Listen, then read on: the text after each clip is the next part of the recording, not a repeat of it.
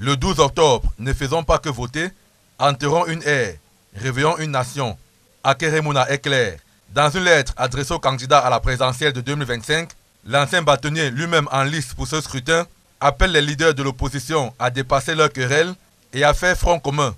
Pour Maître Akérémouna, l'élection à venir n'est pas une simple compétition électorale, mais un référendum national. Maintenir Paul Biya au pouvoir ou ouvrir une nouvelle page de l'histoire du Cameroun.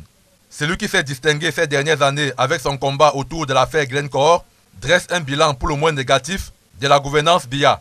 Nos villes transformées en poubelles à ciel ouvert, hôpitaux devenus des mouroirs faute de plateaux techniques adéquats, les écoles qui ne garantissent plus l'avenir de nos enfants, regardez les yeux des chômeurs, des désespérés et des laissés pour compte. Ceci n'est pas le Cameroun de nos rêves, c'est le Cameroun de 42 ans de décomposition. C'est le Cameroun d'un homme qui ne peut même plus prétendre nous gouverner, dixit Maître Akérémouna. Le candidat dénonce également une opposition fragmentée en 11 voix qui crie dans des directions différentes, situation qui, selon lui, sert directement les intérêts du pouvoir en place. Maître Akérémouna insiste en écrivant que la volonté populaire de cette nation réclame à corps et à cri l'unité. Il exhorte particulièrement les candidats issus de la partie septentrionale du pays à saisir cette opportunité historique.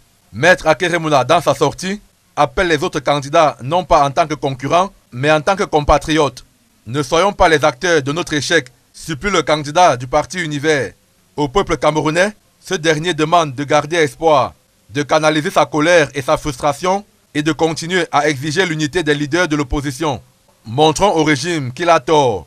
Unissons-nous, battons-nous et gagnons, conclut Maître Akérémouna.